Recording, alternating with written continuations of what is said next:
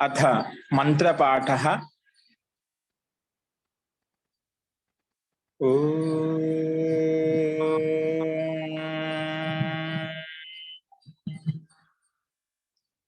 सहनाववतु सहनौ भुनक्तु सह वीर्यं करवावहै तेजस्विनावधीतमस्तु मा विद्विषावहै। शांति शांति शांति। सर्वेभ्यो नमः। अंदरिकी नमस्कारम अंडी। నిన్న చెప్పిన పాఠంలో ఎవరికైనా సందేహాలు ఉన్నాయండి?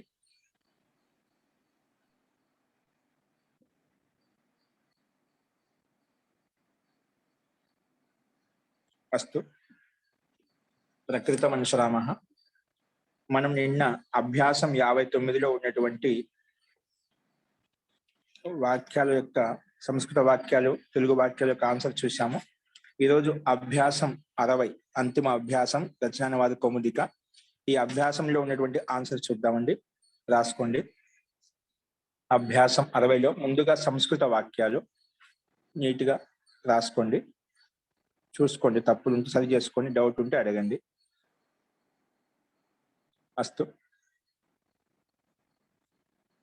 మొట్టమొదటి వాక్యం అభ్యాసం 60లో అస్యాం నగర్యాం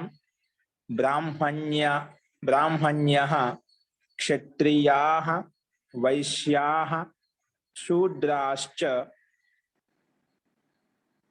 నార్యో వసంతి. ఈ నగరంలో అస్యాం నగర్యాం, నగరీ శబ్దిక స్త్రీలింగం తీసుకున్నాం కాబట్టి దాని విశేషణ కూడా స్త్రీలింగంలో వచ్చిందన్నమాట. అస్యాం నగర్యాం బ్రాహ్మణ్య అంటే బ్రాహ్మణీలు, క్షత్రియులు అంటే స్త్రీలు అనమాట, వైశ్యులు, శూద్రాశ్చ శూద్ర నార్య అంటే స్త్రీలు, బ్రాహ్మణ స్త్రీలు, క్షత్రియ స్త్రీలు, వైశ్య స్త్రీలు, ఇంకా శూద్ర స్త్రీలు వసంతి ఉన్నారు, నివసిస్తున్నారు. అలాగ తీసుకోవాలి. నెక్స్ట్ రెండో వాక్యం అస్మిన్ ఉద్యానే మనోహారిణ్యః కుమార్యః తరుణ్యః సుందర్యో రాజ్ఞః యువతయః ససుఖం భ్రమంతి. అంటే అస్మిన్ ఉద్యానే, ఈ ఉద్యానంలో మనోహారిణ్య కుమారీలు అంటే మనోహరమైనటువంటి కుమారీలు, తరుణ్య అంటే తరుణీలు, తరుణి అవస్థలో ఉన్నటువంటి కుమారి అవస్థ, తరుణి అవస్థ అంటుంటారు కదా. అంటే ఇవి ప్రారంభం నుంచి కొన్ని మధ్యలో చెప్పేటువంటి అవస్థ విశేషమైనటువంటి స్థితిని ఈ రకంగా ఉల్లేఖించారు ఇక్కడ. సో మనోహరమైనటువంటి కుమారీలు, తరుణీలు, సుందరమైనటువంటి రాణీలు, సుందర్యో రాజ్ఞ రాణీలు, యువతులు సుఖపూర్వకంగా తిరుగుతున్నారు. ససుఖం, సుఖేన సహ ససుఖం, ఒక సమాసం అయిపోయింది. సుఖేన సహ ససుఖం. సో సుఖపూర్వకంగా భ్రమంతి తిరుగుతున్నారు వీళ్ళంతా. ఎక్కడ? ఉద్యానంలో. అస్మిన్యేవ ఉద్యానేవ భ్రమంతి. సో ఇవన్నీ బహువచనంలో ఉన్నాయి కాబట్టి క్రియాపదంలో బహువచనం పెట్టుకున్నాము. అస్తు. నెక్స్ట్ గురుకులస్య ఆచార్య బాలికాః పాఠయతి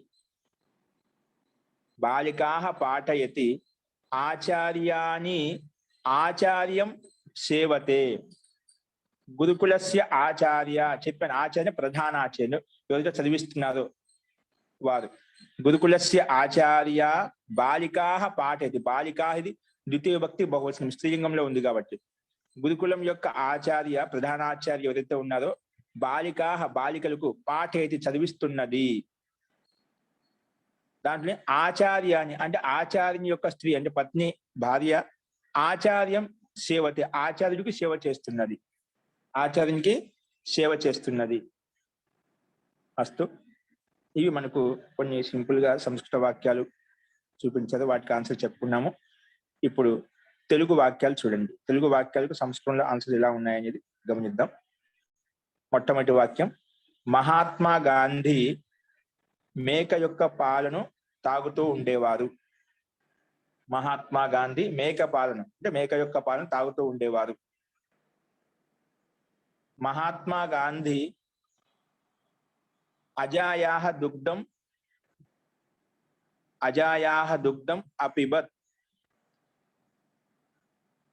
అపిబత్ లేదా పిబతి స్మ లేదా అపిబత్. ఆ బహువచనంలో కొంచెం గౌరవార్థంగా అపిబన్ అని రాయొచ్చు. కాబట్టి అప్పుడు మహాత్మా గాంధీ ఏకవచనం పెట్టేసింది, మన కర్తంలో మార్చుకోవాల్సి వస్తుంది. కాబట్టి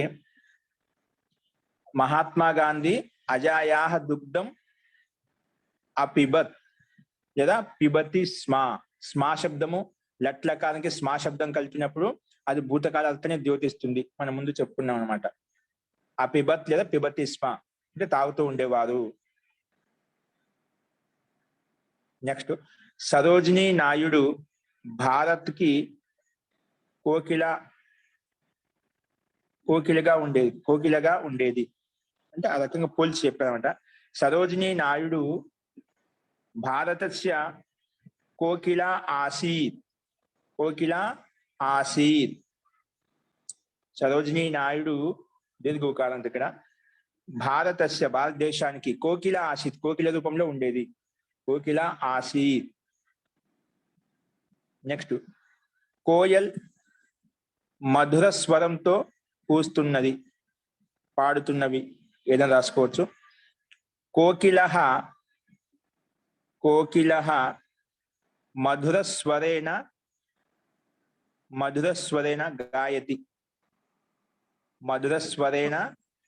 గాయతి. పుంలింగమా స్త్రీలింగమా కోకిలానా? కోకిలః పుల్లింగం అండి. కోకిలా అంటే స్త్రీలింగం వస్తుంది మళ్ళా. కోకిలా, ఓకేనా? ఇక్కడ కోకిలః.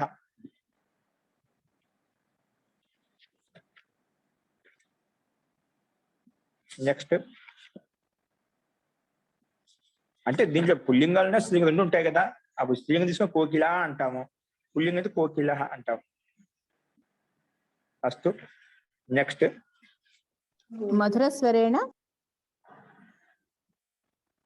గాయతి. అస్తు. మధుర స్వరేణ గాయతి. నెక్స్ట్, మహోదయ కూజంతి అనొచ్చ మహోదయ? కూజంతు రాయొచ్చండి, కూజంతి. నెక్స్ట్ అండి, ఈ పోస్ట్ మ్యాన్ నా మూడ్ మనం ఎక్కడికి వెళ్ళిపోయింది. పిల్లి ఎలుకలను ఆడ ఎలుకలను తింటున్నది. మార్జారః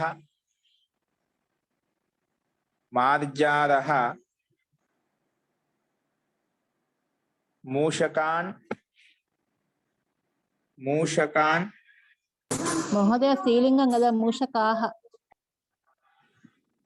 పుల్లింగం కూడా ఉందిదా? మీరు ఆడ ఎలుకలు చెప్పారు. ఎలుకలను ఆడ ఎలుకలను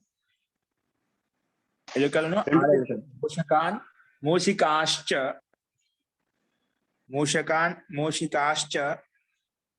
ఖాదతి. మార్జారః మూషకాన్, దానికి ఇది ఆడ ఎలుక మొగలికి ఏది దొరికితే అది చేస్తుంది.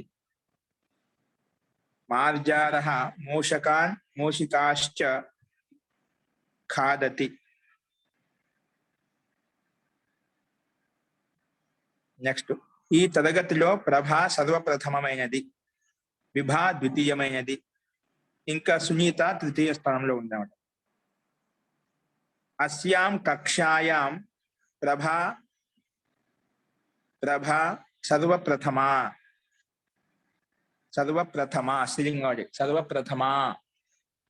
అస్యాం కక్షాయాం ప్రభ సర్వప్రథమా. విభా ద్వితీయ द्वितीया सुनीता च तृतीया सुनीता च तृतीया अस्तु नेक्स्ट वाक्यं ब्राह्मणी से క్షత్రియురాలు తోటి బ్రాహ్మణి తోటి క్షత్రియురాలతోటి వైశ్యుడు వైశ్య స్త్రీ తోటి శూద్రుని యొక్క స్త్రీ తోటి వివాహం ఆడుతున్నాడు. బ్రాహ్మణ్య అంటే బ్రాహ్మణు యొక్క స్త్రీతోటి బ్రాహ్మణు యొక్క స్త్రీలతోటినే ఎవరు ఏ వర్ణానికి చెందినవారో వారు ఆ వర్ణానికి చెందిన వారు వివాహం చేసుకుంటున్నారు అనే అర్థంలో బ్రాహ్మణ్య క్షత్రియ క్షత్రియయా వైశ్య వైశ్యయా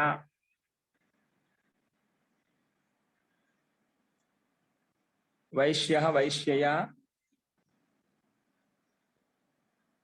శూద్రయా చ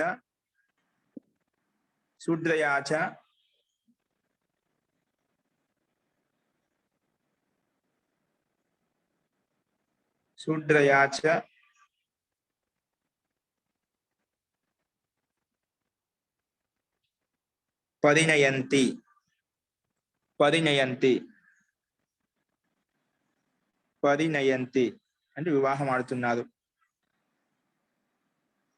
పరిణయంతి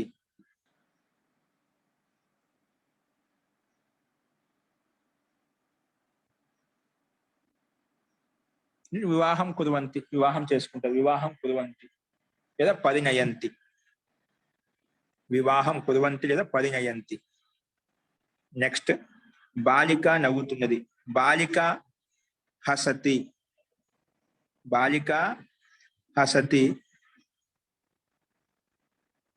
గాయిక పాట పాడుతున్నది కాబట్టి గాయిక గాయతి. గాయిక అంటే పాట పాడేటువంటి స్త్రీ ఎవరైనా కావచ్చు. గాయిక అంటే పాటలు పాడేటువంటి గాయిక గాయతి. అధ్యాపికాచ పాఠయతి అధ్యాపిక చదివిస్తున్నది. అధ్యాపికాచ పాఠయతి చదివిస్తున్నది. అధ్యాపికాచ పాఠయతి చదివిస్తున్నది. అస్తు నెక్స్ట్ ఆ బాలికలందరూ చదువుతున్నారు. ఆ బాలికలు చదువుతున్నారు, నవ్వుతున్నారు, ఇంకా రాస్తున్నారు. తాహ బాలికాః పఠంతి సాతే తాహ బాలికాః పఠంతి హసంతి లిఖంతి చ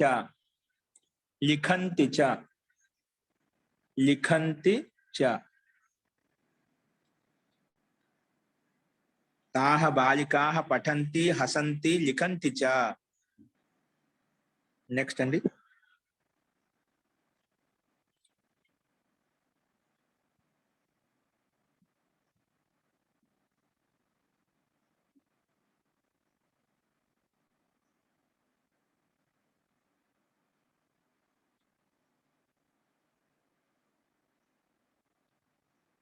అనుజ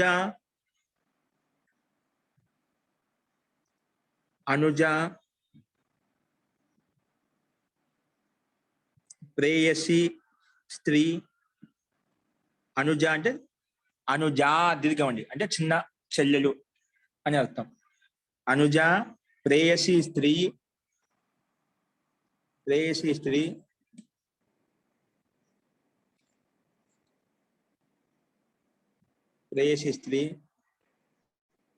శ్రీమతి అంటే ఐశ్వర్యయుక్తమైన స్త్రీ అనమాట. శ్రేయసి అంటే ఐశ్వర్యయుక్తమైన స్త్రీ. శ్రీమతి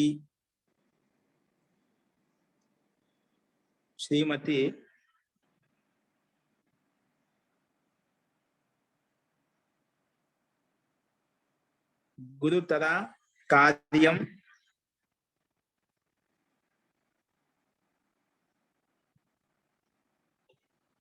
గురుతరః గురుతరం కార్యం రాయండి. గురుతరం కార్యం అంటే శ్రేష్టమైన పని.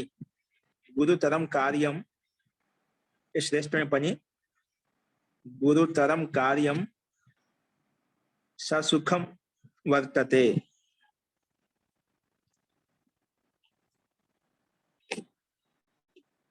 ఇవన్నీ కూడా మనం మొత్తాన్ని తీసుకున్నాం అనుకుంటే ససుఖం వర్తంతే అని రాసుకోవచ్చు. ఇవన్నీ ససుఖం వర్తంతే అంటే చిన్న చెల్లెలు, ఇంకా ప్రేయసి స్త్రీ, శ్రీమతి అంటే ఐశ్వర్యయుక్తమైన స్త్రీ, ఏదైనా శ్రేష్టమైన పని, ఇవన్నీ ససుఖం సుఖపూర్వకంగా ఉంటాయి. ఇవన్నీ కూడా సుఖపూర్వకంగా ఉంటాయి. ససుఖం వర్తంతే, ససుఖం వర్తంతే. అస్తు, నెక్స్ట్ రాయండి. ససుఖం వర్తంతే. నెక్స్ట్ వాక్యం. మాధురి చదివింది, రాసింది, ఇంకా తినింది. మాధురి अपठत, माधुरी अपठत, अलिखत, अखादत च, अखादत च, अखादत च. नेक्स्ट वाक्यम. इयं मानिनी, इयं मानिनी मनोहारिणी, इयं मानिनी మనోహారిణి, కామిని. ఈ మానిరాలు ఎట్లాంటి మనోహరమైనటువంటిది, కామిని కమనీయమైనటువంటిది. ఇయం మానిని మనోహారిణి కామిని అధునా అధునా దండిని తపస్విని సంజాతః. దండిని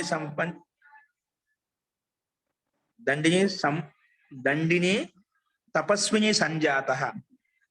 దండి తపస్వి అయిపోయింది. దండిని అంటే దండదాది తపస్వి అయిపోయింది. దండిని తపస్విని సంజాత. ఈ తపస్వినికి విశేషణం దండిని. అది దండిని తపస్విని, దండదాది తపస్విని అయిపోయింది. సంజాతః.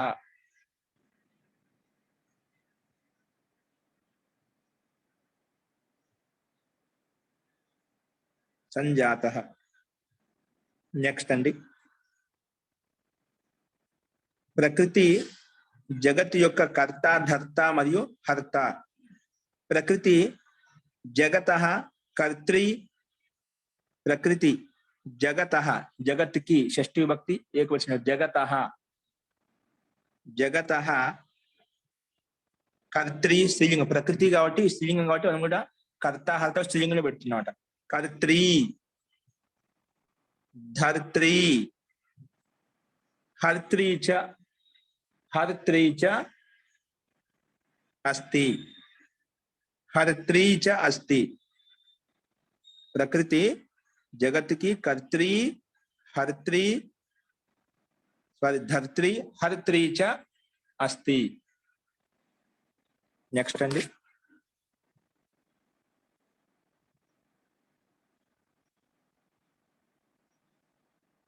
కవయిత్రి కవితా కర్తి హే.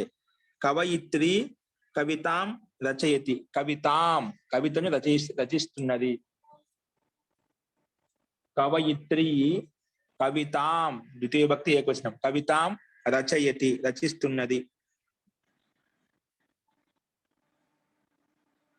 రచిస్తున్నది. నెక్స్ట్. మా అమ్మ, భార్య, చెల్లెలు, మామి, దాది, నాని ఈ రోజుల్లో ఇక్కడే ఉంటున్నారు. మమ మాత, మమ మాత, భార్య,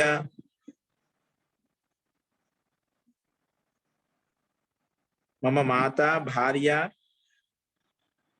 అనుజ, అనుజా, అనుజ,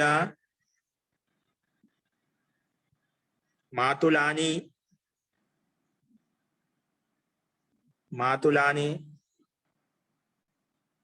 మాతామహి,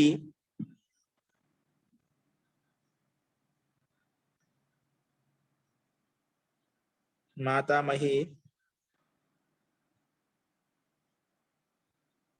దాది దాది శబ్దానికి ఏం చెప్పా, మాతామహి చెప్పాను. మహోదయ పితామహి మాతామహి చాలు. పితామహి మాతామహి పితామహి మాతామహి పితామహి. అది కూడా అక్క చెప్పారు మహోదయ, అనుజ చెప్పారు, మీరు అగ్రజ చెప్పాలేమో. అనుజ చెల్లెలు ఏదైనా ఒకటి, అగ్రజ చెల్లెలు ఏదో ఒకటి శబ్దం రాసుకోవాలి. ఇక్కడ అనుజ చెప్పినట్టున్నాను వాక్యంలో. మనకు అనుజ బెహన్ చెల్లెలు అని ఉంది. అనుజ మాతామహి పితామహి అద్యత్వే అత్రైవ వసంతి. ఓకే, అక్కకు రాసుకుంటే అగ్రజ అని రాసుకోవచ్చు దీర్ఘం పెట్టి. చెల్లెలు అయితే అనుజ. మాతామహి పితామహి అద్యత్వే అత్రైవ వసంతి. అత్ర ప్లస్ ఏవ వృద్ధి సంధి చేస్తే అత్రైవ వసంతి, ఇక్కడే ఉంటున్నారు. లేదా అక్కడ అత్రైవ సంతి, ఇక్కడే ఉన్నారు. వసంతి ఇక్కడ నివసిస్తున్నారు ఏదని చెప్పుకోవచ్చు. మహోదయ అద్యత్వే అండి. అద్యత్వే ఈ రోజుల్లో ఇక్కడే ఉంటున్నారు. అంటే దీనికి సంధి ఉందండి. ఇది ఒకటే అవ్యయ పదం అండి, ఇది అవ్యయ పదం. అద్యత్వే. ధన్యవాదం. నెక్స్ట్ అండి, సుందరి కుమారి కిషోరి తరుణి స్త్రీలు అంటే సుందరి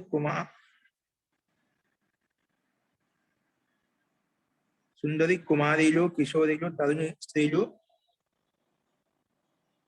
సౌందర్యం ఎవరికి మనసును హరించదు. పైన వచ్చింది ఇదే వాక్యము.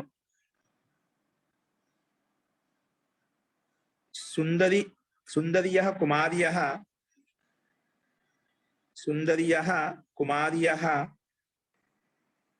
కిశోర్యః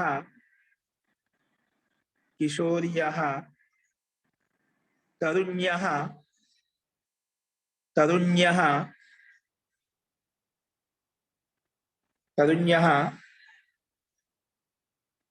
స్త్రీణాం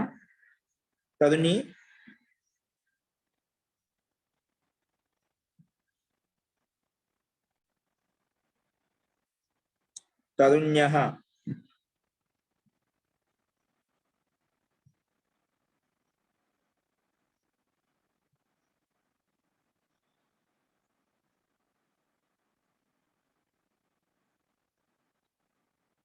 ఇక్కడ విని షష్ఠి విభక్తిలో పెట్టుకోనండి.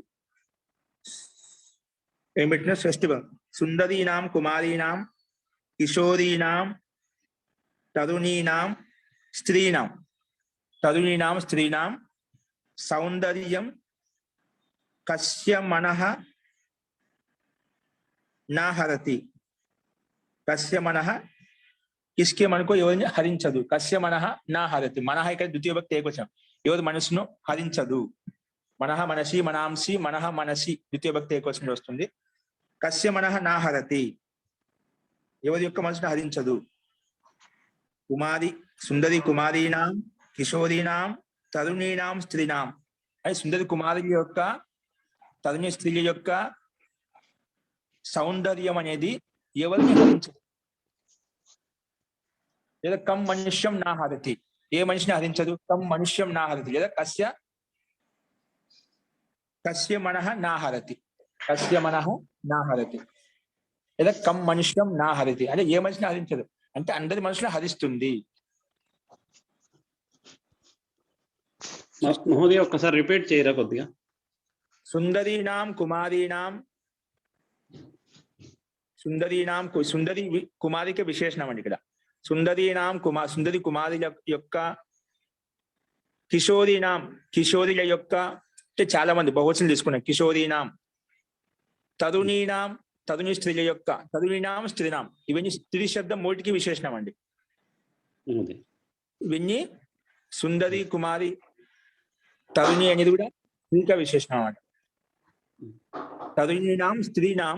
తరుణి స్త్రీల యొక్క సౌందర్యం సుందరత కస్య మనః నా హరతి, ఎవరి యొక్క మనసును హరించదు. కస్య మనః నా హరతి.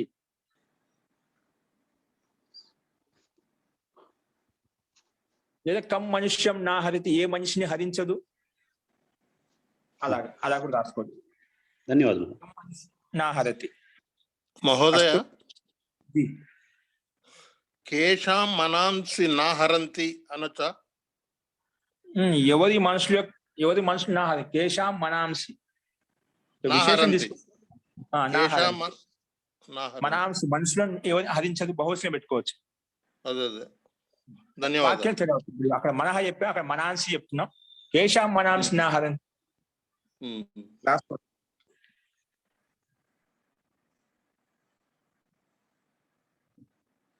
అస్తు. నెక్స్ట్ వాక్యం. వనంలో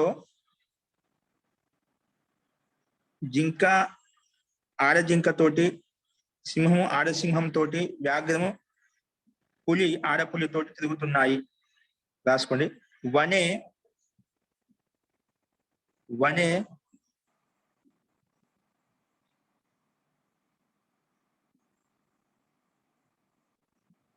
మృగః వనే వనే మృగః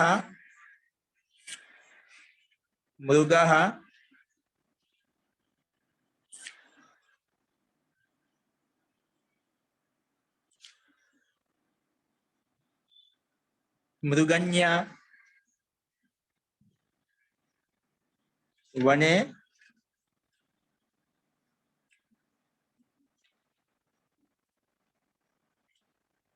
మృగి శబ్దం చెప్పాం. మృగః మృగి.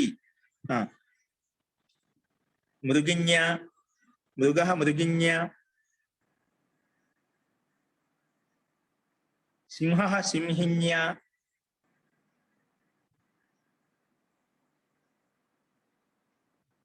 వ్యాఘ్రః వ్యాఘ్రిన్యా భ్రమంతి. బహువచనం. మృగః మృగిన్యా సింహః సింహిన్యా వ్యాఘ్రః వ్యాఘ్రిన్యా భ్రమంతి. మృగిన్యా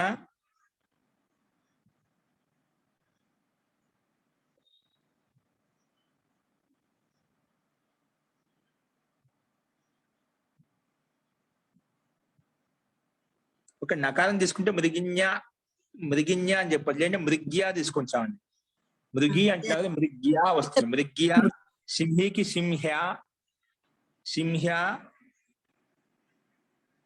లేదంటే వ్యాఘ్రీ శబ్దానికి వ్యాఘ్ర్యా భ్రమంతి. అవి కూడా రాసుకోండి. మృగ్యా సింహ్యా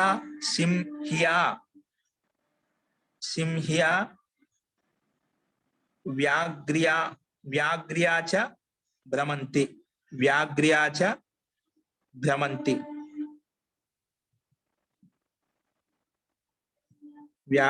చ భ్రమంతి.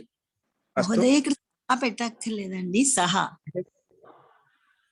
అంటే అది తాత్పర్యం వస్తుంది. అది ప్రారంభ స్థితిలో మనము అర్థం కోసం, ఎందుకంటే తృతీయాయోగం సహా సార్ధం సాకం సమం వచ్చినప్పుడు తృతీయ భక్తి వస్తుంది.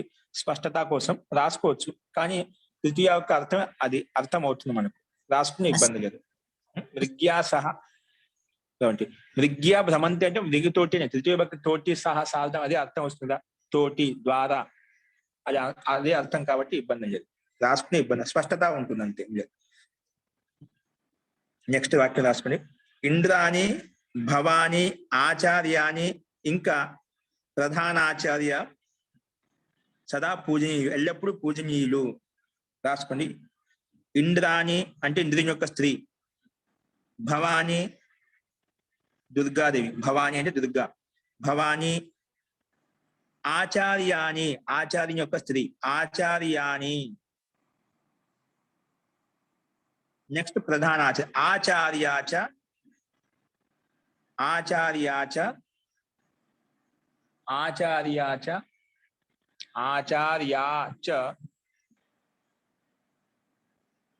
సర్వదా పూజ్యాః. సర్వదా ఎల్లప్పుడూ పూజనీయులు. సర్వదా పూజ్యాః.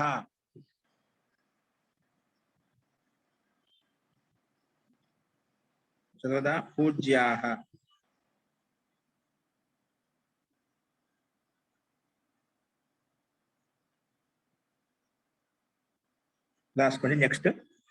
విదూషి స్త్రీ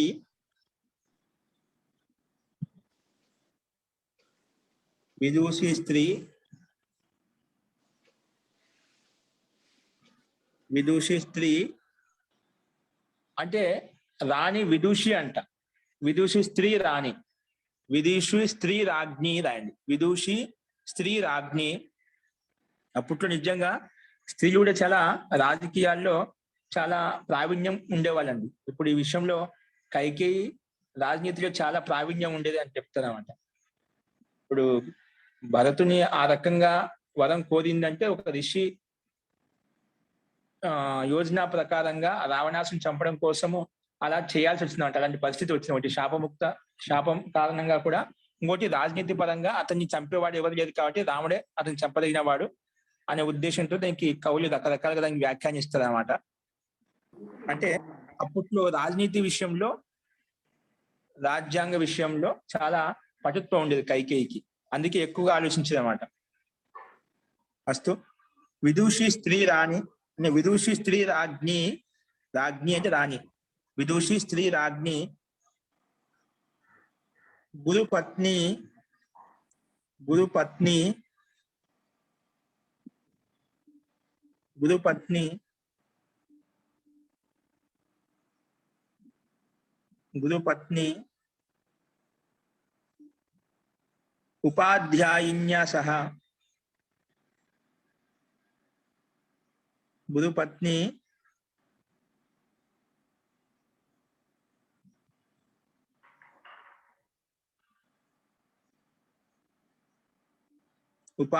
ఉపాధ్యాయిన్యా సహ, ఉపాధ్యాయిన్యా సహ, ఉపాధ్యాయిన్యా సహ భ్రమతః, భ్రమతః తిరుగుతున్నారు. అంటే విదుషి స్త్రీ రాణి గురుపత్ని ఉపాధ్యాయిన్యా సహ భ్రమతః తిరుగుతున్నారు, తిరుగుతున్నారు. ఉపాధ్యాయిన్యా సహ, ఉపాధ్యాయిన్యా సహ భ్రమతః తిరుగుతున్నారు. నెక్స్ట్ వాక్యం అండి. గోపికాః, గోపికలు, గోపికాః కృష్ణేన సహ క్రీడంతి, గోపికాః కృష్ణేన సహ క్రీడంతి, గోపికాః కృష్ణేన సహ క్రీడంతి.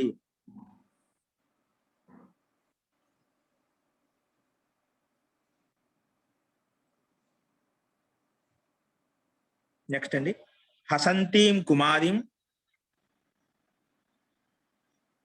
హసంతి కుమారి ఏకవచనంలో కర్త ఇది. హసంతి కుమారి, హసంతి కుమారి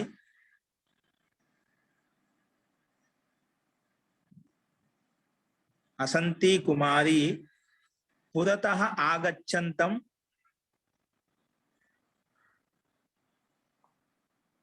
పురతః అంటే ఎదురుగా, సామ్నే అంటే ఎదురుగా వచ్చేటండి. పురతః ఆగచ్చంతీం రాయండి. పురతః ఆగచ్చంతీం ఎందుకు నవవధువుకి విశేషణం. పురతః ఆగచ్చంతీం నవవధూం అపశ్యత్, పురతః ఆగచ్చంతీం నవవధూం అపశ్యత్ నవవధుని చూసింది.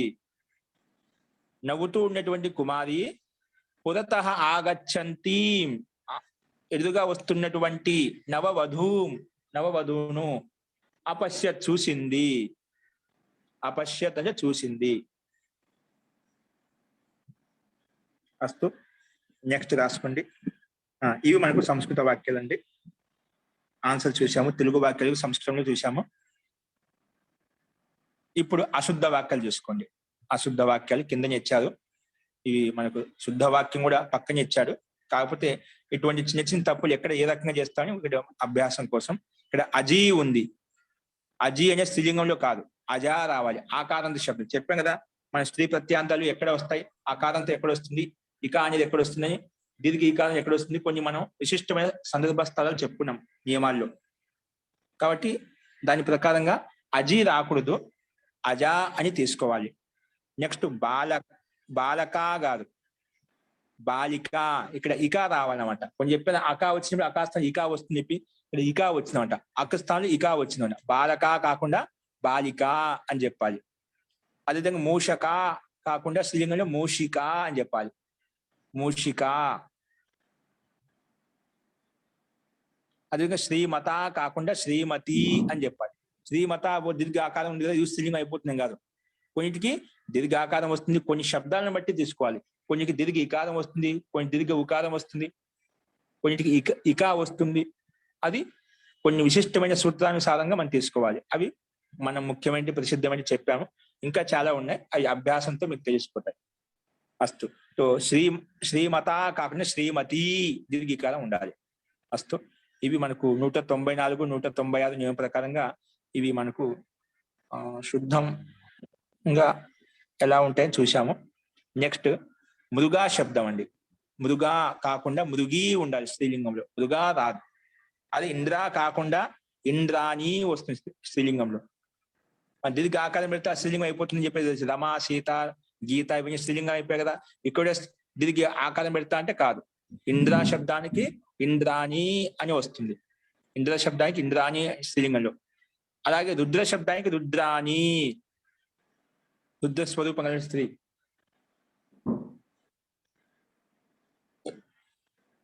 రుద్రాని. అదేవిధంగా భవ కాదు భవానీ అని రావాలి. దుర్గా అంటే భవానీ, దుర్గా భవానీ అంటుండే కదా, భవానీ దీర్ఘీకారం రావాలి. ఇది 199, 200 నియమం ప్రకారంగా మనం స్త్రీ ప్రత్యయ ప్రకారం ఏదైతే ఇచ్చారో దాని ప్రకారం చూసుకోవాలి. నెక్స్ట్ అంతిమం అశుద్ధ వాక్యం. పతిని, పతిని కాదు పత్ని రావాలి. పత్ని తకారం హలంతం వస్తుంది, ఇకారం మధ్యలో లోపిస్తుందన్నమాట. పతిని కాదు పత్ని. అలాగే శ్వశురి కాదు శ్వశ్రూహు. శ్వశ్రూహు స్త్రీలింగంలో ఉండాలి, శ్వశ్రూహు ఉండాలన్నమాట. శ్వశ్రూహు అంటే అత్తమ్మ. నెక్స్ట్ విద్వాని కాదు, విద్వాని కాకుండా విదూషి అంటే విదూషి స్త్రీ అని అర్థం. ఇవి కూడా ఈ 3 శబ్దాలు 200 నియమం ప్రకారంగా, అక్కడ 200 నియమాలు ఏ ప్రత్యయాలు ఇచ్చారో ఆ ప్రత్యయాల ప్రకారంగా మనము వీటి యొక్క శుద్ధ వాక్యాలు మనం చూసాము. అశుద్ధ వాక్యాలకు ఈ రకంగా మనకు అభ్యాసం 60లో ఉన్నటువంటి శబ్దకోశాన్ని ఉపయోగించి ఏవైతే వాక్యాలు, సంస్కృత వాక్య, తెలుగు వాక్యాలు చెప్పామో, అశుద్ధ వాక్యాలు చెప్పామో అవన్నీ ఇక్కడ పూర్తిగా కంప్లీట్ అయిపోతాయి. ఈ రకంగా రచనానువాద కౌముదిలో ఉన్నటువంటి మొత్తం 60 అభ్యాసాలు మనం పూర్తిగా కంప్లీట్ చేసుకున్నాము. వీటిని ప్రతినిత్యం మనం కొంచెం నియమాలు గమనిస్తూ ఉంటేనే వాక్య నిర్మాణం మీద మనకు ఒక పటుత్వం అనేది వస్తుంది. అస్తు. వీటిని ఇలాగే చూస్తూ ఉండండి. ఈ మొత్తం నోట్స్ ని ఒక చోట పెట్టుకోండి. అప్పుడు ఈ నోట్స్ ముందు పెట్టుకొని కూడా మనము ఎవరికైనా చెప్పేటప్పుడు ఒక సహాయంగా ఉంటుంది, మనకు చూసుకోవడానికి అనుకూలంగా ఉంటుంది. ఎందుకంటే నియమబద్ధంగా ఉన్నాయి కాబట్టి మనకు ఒక వాక్యం అర్థం చేసుకున్నామంటే ఆ వాక్యాన్ని ఆధారం చేసుకుని తెలియని వాక్యాలను కూడా మనం ఐడెంటిఫై చేయవచ్చు. ఇది దీని యొక్క ముఖ్య విశేషత. ఇక్కడ మనకు ఓన్లీ స్త్రీ ప్రత్యయాలు చెప్పుకున్నామంటే కేవలము చాలా రకాలు చెప్పుకున్నప్పుడు దీర్ఘికారం వచ్చేవి, ఇకా వచ్చేటివి, అకా వచ్చేటివి, ఆ వచ్చేటివి, ఈ వచ్చేటివి ఎక్కడ వస్తాయని ఆ ప్రత్యయాలను కొంచెం మనసులో పెట్టుకున్నామంటే నియమాలను మనకు చాలా తెలియని ధాతువులకు మన సాహిత్యం చదివేటప్పుడు, ఇంకేమైనా చదివేటప్పుడు మనకు త్వరగా అర్థం చేసుకోవచ్చు. అస్తు. కాబట్టి వీటిని గమనిస్తూ ఉండండి. ఈ రకంగా అభ్యాసం 60లో ఉన్నటువంటి మొత్తం వాక్య యొక్క ఆన్సర్ చూసామండి. ఇంకా మీకు ఇందులో ఎవరికైనా డౌట్లు ఉన్నాయా?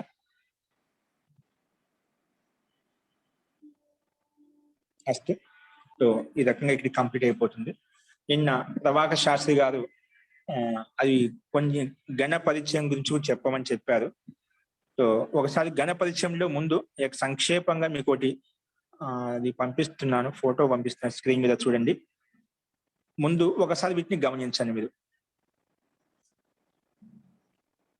ఇక్కడ చూడండి, స్క్రీన్ మీద కనిపిస్తున్నాయి. ముందు ఇవి రాసుకొని చెప్తాను. ముందు మనకు 10 గణాలు ఉన్నాయి. ఆ గణాల పేరు అంటే ఒకసారి రాసుకుందాం. ఇక్కడ స్క్రీన్ మీద వస్తున్నాయి, అందరూ రాసుకోండి. 10 గణాలు చెప్పాం కదా. మొట్టమొదటి భువాది గణం. భువాది గణం.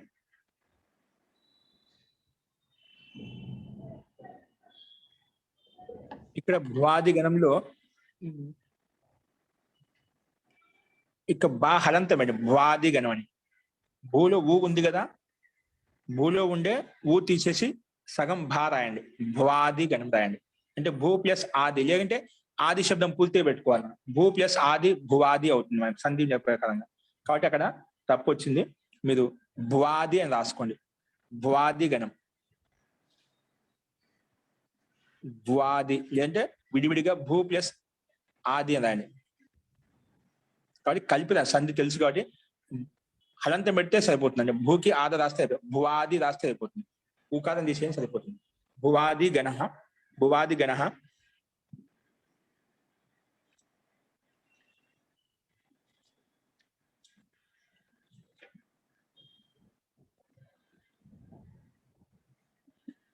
దీంట్లో ఏంటి, 2 ధాతులు చెప్పాను ఉదికా, అవి రాసుకున్నాం. భువాది గణంలో భూధాతుకి భవతి కామ అతతి రాయండి. ఎగ్జాంపుల్ రాస్తారు, భవతి కామ అతతి. పక్కన భూ అంటే భూధాతు, అత అంటే అత ధాతు. ఈ 2 పరస్పర ధాతులు కాబట్టి భవతి ఒకటి ఎగ్జాంపుల్ రాయండి. అతతి, ఈ భవతి అతిథికి మధ్యలో అంటే భూకి ప్రత్యయానికి మధ్యలో షప్ వచ్చిందన్నమాట. అందుకే దానికి కర్తరి షప్ రాయండి. కర్తరి షప్, కర్తరి షప్. దీంట్లో భువాది గణం ఏ ప్రత్యయం వస్తుంది, ధాతునకు ప్రత్యయానికి మధ్యలో కర్తరి షప్ తోటి షప్ ప్రత్యయం వస్తుంది. నెక్స్ట్ రాసుకోండి అదాది గణం. ఏంటి అదాది గణం? అదాది గణం, అదాది గణంలో ఏ ధాతులు తీసుకున్నాం, ఒకటి అర్ధ ధాతు తీసుకోండి. అర్ధ ధాతు హని ధాతు. అర్ధ ధాతుకి రూపం వచ్చేసి అత్తి వస్తుంది. తాకి తావత్తి అండి. అత్తి అంటే తా పైన చిన్న గీత పెడతాం మధ్యలో. అత్తి, అత్తి ఇలాగ వస్తుందండి. అత్తి అంటే తాకి పైన అట్లా పెడితే దాన్ని డబల్ తా అంటే 2 టకాలు ఉన్నాయని అర్థం వస్తుంది. అత్తి, ఓకేనా? అత్తి, అత్తహ, అదంతి అలా వస్తుందండి. భూకి పైన భవతి భవతః భవంతి, అతతి అతతః అతంతి. ఇక్కడ అదాది గణంలో ఉండే ధాతునకు అద్ధాతుకి ఏమొస్తుంది, అత్తి అత్తహ అత్తహ అత్తహ. తాకి తావత్ వస్తుంది మన విషద్గము. అత్తి అత్తహ అదంతి. దీంట్లో అదంతి వస్తుంది మళ్ళా. అదంతి, అత్తి అత్తహ అదంతి. అదే హంధాతుకు అయితే హంతి వస్తుంది. ఏమొస్తుంది, హంతి హంతి హతః జ్ఞంతి వస్తుందండి. హంతి హతః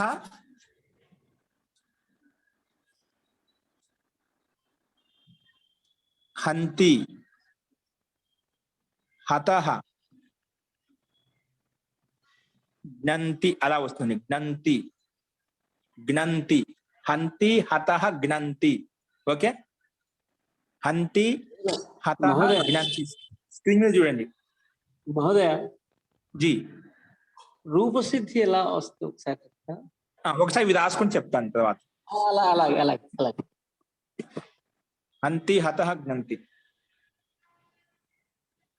దీంట్లో ఏ ప్రత్యయం వచ్చింది, అధి ప్రభృతిభ్య శపః వచ్చింది. ఏమొచ్చింది, అధి ప్రభృతిభ్య శప. అంటే ధాతునకు ప్రత్యయానికి మధ్యలో ఇక్కడే షప్ వచ్చింది. కానీ ఆ షప్పుకు కర్తరి షప్ ప్రకారంగా షప్ వస్తుంది. ధాతునకు మధ్యలో షప్ వస్తుంది. ఆ షప్పుకు ఇది అధి ప్రభృతిభ్య షప్ వచ్చి ఇది తీసేస్తున్నామట, లుక్ చేస్తుంది, అంటే కనిపించకుండా చేస్తున్నామట. అందుకే ఇలా తయారైంది అది. ఓకే, నెక్స్ట్ 3వ గణం అంటే జుహోత్యాది గణం. జుహోత్యాది గణం ఏంటండి, జుహోత్యాది గణం. జుహోత్యాది గణంలో ఏ ధాతు, హూ ధాతు ఇభి ధాతు అండి. హూ ధాతు ఇభి ధాతు. దీనికి రూపాయలు ఎలా ఉంటాయి, జుహోతి. హూ ధాతుకి ఏమొస్తుంది, జుహోతి. జుహోతి ఇలా వస్తుంది ఏకవచనంలో. ద్వివచనంలో జుహుతః. జుహుతః, జుహుతః ద్వివచనంలో. జుహంతి బహువచనంలో జుహంతి. జుహోతి జుహుతః జుహ్వంతి. సారీ, జుహ్వంతి. జుహోతి జుహుతః జుహ్వంతి వస్తుందండి. జుహ్వంతి. జుహోతి జుహుతః జుహ్వంతి. ఓకే, నెక్స్ట్ రాసుకోండి ద్వివాది గణం. దీంట్లో ఏ సూత్రం వచ్చిందండి, జుహోత్యాదిభ్య శ్లు వచ్చిందండి. ఏ ప్రత్యయం వచ్చింది, ఇక్కడ కూడా షప్ వస్తుందండి. ఆ షప్పుకు ధాతునకు ప్రత్యయానికి మధ్యలో అంటే జుహోతి రూపం తయారు చేసేటప్పుడు ధాతునకు అంటే హూ ధాతునకు తి ప్రత్యయానికి మధ్యలో షప్ వస్తుంది కర్తృ షప్ ప్రకారంగానే రెండిట్లలో వచ్చిన వెంటనే జుహోత్యాదిభ్య స్లు అని చెప్పి ఆ షప్కు స్లు చేస్తుంది అంటే కనిపించకుండా చేస్తుంది అంటే అక్కడి నుంచి వెళ్ళిపోతుంది అన్నమాట ఉండదు. భువాది గణంలో ఏ విధంగా ధాతునకు ప్రత్యయానికి మధ్య షప్ ప్రత్యయం ఉంటుందో అలా అదాది గణంలో జుహోత్యాది గణంలో ఉండదు. షప్పుకు అదాది గణంలో అది ప్రభృతిభ్య షప వచ్చి ఇల్లుకు చేస్తుంది కనిపించకుండా చేస్తుంది. జుహోత్యాది గణంలో స్లు అని చెప్పి ఆ షప్ను కనిపించకుండా చేస్తుంది. ఓకే నెక్స్ట్ రాసుకోండి 4వ గణం దివాది మహోదయ గణం. త్రిభీకి ఏమొస్తుంది మహోదయ? ఇవి బిభేతి బిభీత బిభ్యతి ఇది భయపడే అర్థంలో బిభేతి బిభీత బిభ్యతి బిభేతి బిభీత బిభ్యతి. అంటే ఇప్పుడు స్లు అంటే ద్విత్వం వస్తుందా మహోదయ? ద్విత్వం వచ్చింది అందుకే బి బి రెండు అయిపోయింది బిభేతి అయిపోయింది. ఇక్కడ ఏ ప్రయోజనము షప్పుకు స్లు చేయడం వల్ల ద్విత్వం కావడం ప్రయోజనము. పైన అది ప్రభృతిభ్య షపలో దానికి కనిపించకుండా అకాన్ని తీసివేయడం ముఖ్య ప్రయోజనము. అందుకే తీసేసాక అత్తే అయిపోయింది. అస్తు బిభేతి బిభీత బిభ్యతి. నెక్స్ట్ దివాది గణం రాసుకోండి. దివాది గణం దివ్ ధాతు. మాకు బిభేతి బిభీత బిభ్యతిలో ద్విత్వం స్పష్టంగా కనిపిస్తుంది. జుహోతిలో కూడా హూ హూ తి దానికే మనం అభ్యాసం జుహోతి అయిపోయింది ఇక్కడ ద్విత్వం అయిపోయింది అన్నమాట. నెక్స్ట్ దివాది గణానికి దివ్ ధాతు. దీని రూపం వచ్చి దివ్యతి దివ్యత దివ్యంతి. దివ్యతి దివ్యత దివ్యంతి. మహోదయ దివ్యతే కాదా? దీర్ఘం వస్తుంది దీవ్య రస్వానికి దీర్ఘం అవుతుంది. దీవ్యతి దీవ్యత దీవ్యంతి రాయండి. రస్వం దీర్ఘంగా మారిపోతుంది. దీవ్యతి దీవ్యత దీవ్యంతి. అదేవిధంగా శివధాతు కూడా శీవ్యతి శీవ్యతి శీవ్యత శీవ్యంతి వస్తుంది. అంటే కుట్టడం. దివ్యతని ప్రకాశించడం, శీవ్యతని కుట్టడం. ఇక్కడ ఏ సూత్రం వచ్చింది? ఇక్కడ దివాదిభ్య స్యన్. ఏంటండి? దివాదిభ్య స్యన్ అంటే దివు ధాతుకి తిప్ ప్రత్యయానికి మధ్యలో స్యన్ తీసుకొచ్చాం. స్యన్కి ఏం మిగులుతుంది? యా మిగులుతుందంట. స్యన్ లో అనుబంధం లోపం చేస్తే యా మిగులుతుంది. చూడండి దివ్యతిలో యా ఉందా మధ్యలో? శీవ్యతిలో యా ఉందా?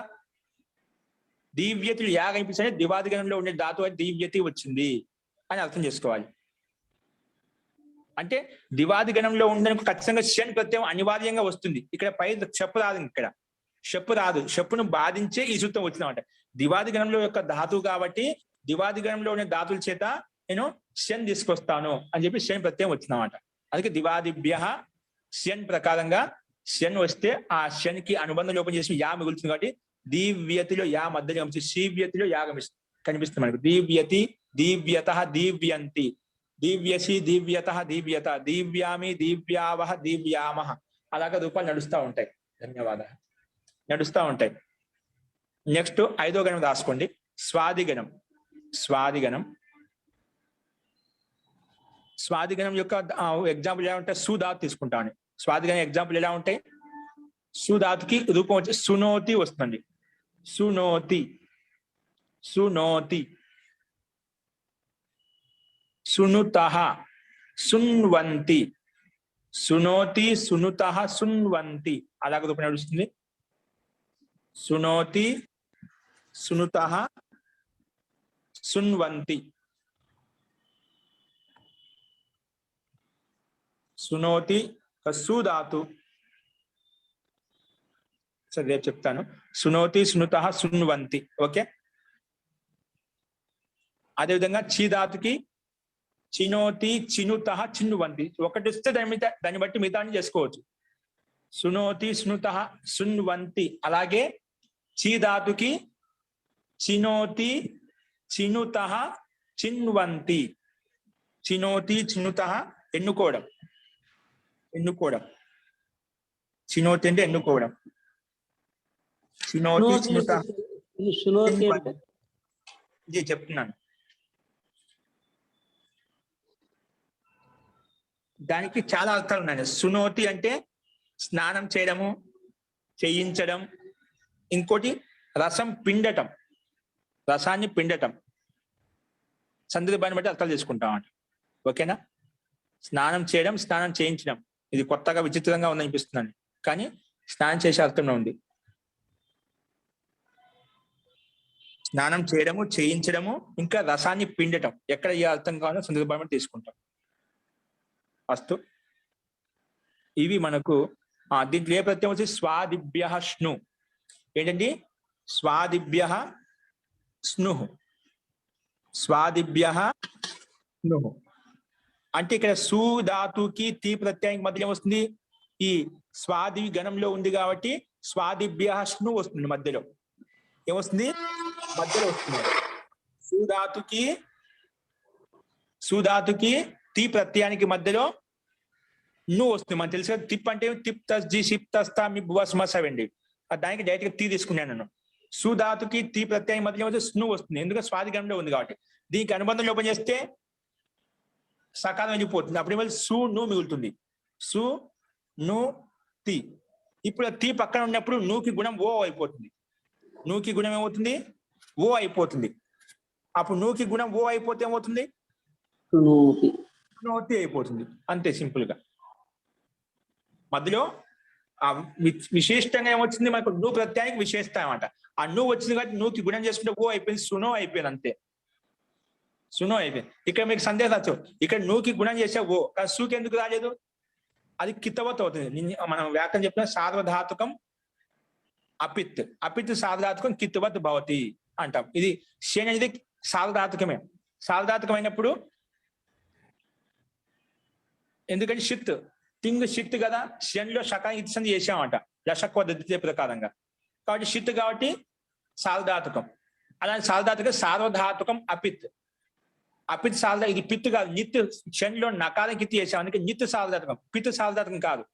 కాబట్టి అలాంటి అపిత్ సార్వధాతుకానికి ఇది నిత్వత్ చేస్తుంది. సార్వధాతుకం అపిత్ అనే సూత్రం. నిత్వత్ చేయడం వలన దాని నిమిత్తం చేసుకుని ముందున్నటువంటి ధాతునకు గుణం చేస్తాను అంటే కింగితిచ అనే సూత్రం నిషేధిస్తుంది. అందుకే గుణం రాదు. కానీ పక్కన నూలో ఉండే దానికి గుణం ఎలా అయిందంటే పక్కన తిప్ ప్రత్యయం నిమిత్తం చేసుకుంది.